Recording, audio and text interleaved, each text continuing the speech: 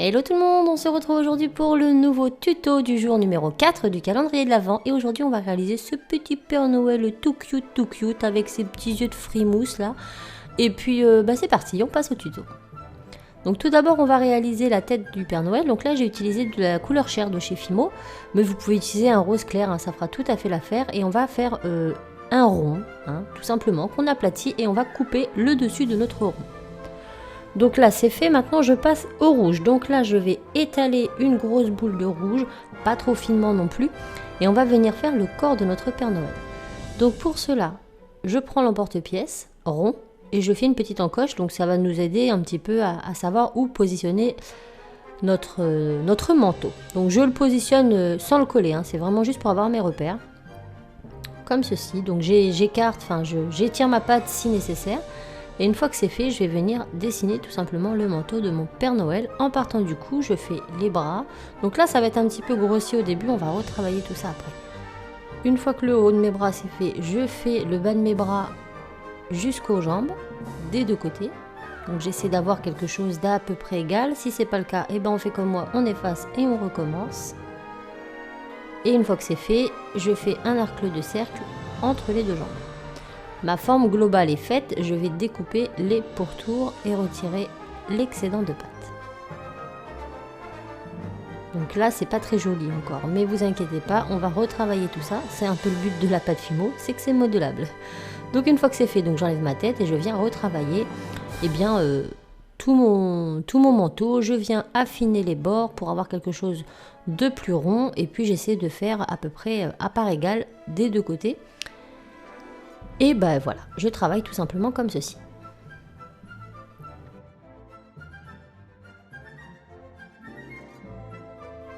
Et lorsque le rendu me paraît bon, je viens tout simplement insérer ma petite tête. Voilà ce que ça nous donne. Maintenant, on va venir faire le chapeau. Donc je reprends une boule, je l'étire plus ou moins en long, ça va nous éviter d'avoir trop de travail à faire. Je coupe le bas pour avoir quelque chose de plat. Donc là, vous voyez qu'il est beaucoup plus fin que ma tête, mais ce n'est pas grave. Et ensuite, on va tout simplement donner notre petite forme de chapeau en modulant la pâte avec nos doigts tout simplement. Donc vous pouvez faire votre chapeau de la forme que vous le souhaitez, à gauche, à droite, en l'air, c'est à vous de voir. Donc voilà, maintenant je vais venir faire mes pieds et mes mains. Donc je prends une plaque de noir et je viens dessiner tout simplement. Donc je la colle ici contre mon bras droit et hop, je viens. Comme ça me permet d'avoir les bonnes formes. Et je fais ça pour tous les membres. Ensuite, on va tout simplement venir les retravailler avec les mains pour venir leur redonner une jolie forme. On peut s'aider du dotting tool. Et lorsque ça nous convient, on vient tout simplement fixer le tout. Donc on voit que ma main à côté est beaucoup trop grosse, donc pas de panique. Je vais tout simplement la réduire un petit peu, la retailler avec le scalpel pour qu'elle ait plus ou moins la même taille que celle d'à côté. Donc c'est vraiment très simple à faire et ensuite pareil, avec nos doigts et nos dotting tools, on vient retravailler nos petites mains et on va faire exactement la même chose pour nos petites bottes.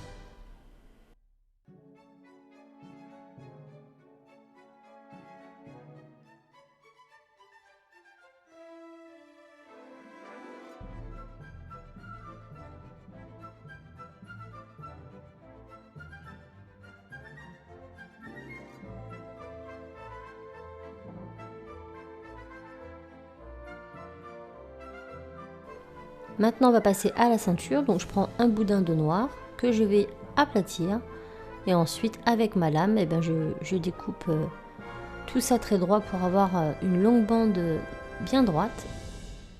Je viens la prendre, je la pose d'un côté, donc avec mon dotting tool je peux m'aider pour venir la placer. Je fais le tour de l'autre côté et je coupe au ras. Et ma ceinture est faite, on fera la boucle à la fin. Maintenant on va passer à tout ce qui est moumoute, la barbe, les pompons et tous les petits poils blancs qu'on retrouve sur le personnage du Père Noël. Donc je commence par ma barbe, je prends, vous voyez, un boudin, je vais l'affiner sur le haut puis le rétrécir sur le bas. Je viens couper l'excédent, hop, et je positionne tout simplement comme ceci. Ensuite je reprends un morceau, je fais la même chose, donc je l'affine bien sur le haut, je le place de l'autre côté. Et hop, je viens couper l'excédent. Et maintenant je prends des petits bouts de pâte et je viens combler le tout de sorte à avoir une barbe plus ou moins de la même taille. Donc là vous allez me dire ça fait pas beau du tout, je le conçois.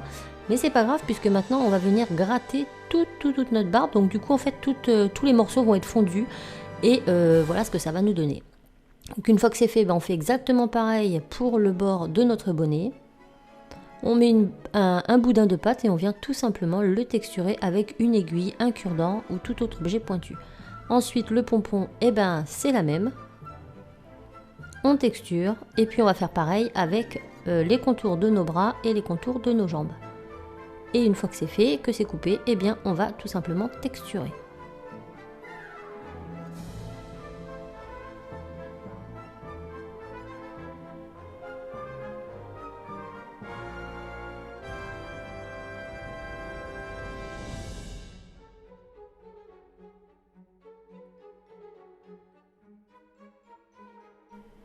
Il ne nous reste plus qu'à faire notre petit visage, donc je commence par le petit nez rouge de mon Père Noël.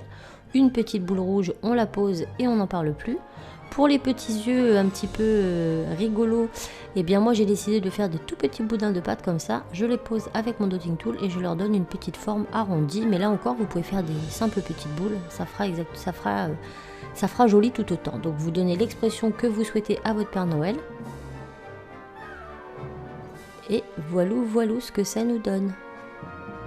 Donc on n'oublie pas de faire ici le petit mousqueton de sa ceinture. Donc pour cela je prends une petite boule de pâte blanche que j'étale finement. Et je viens tout simplement réaliser un carré avec ma lame. Et une fois que mon carré il est fait, avec mon scalpel je vais redécouper un carré dans le carré. Je le vide. Et ensuite je viens poser ça avec un dotting tool et une fois qu'il sera posé on lui redonnera une petite forme parce que là vous voyez que c'est un petit peu déchiré, c'est pas très joli. Donc moi je l'avais reformé sur mon plan de travail mais au final il a fallu que je le reforme une fois posé.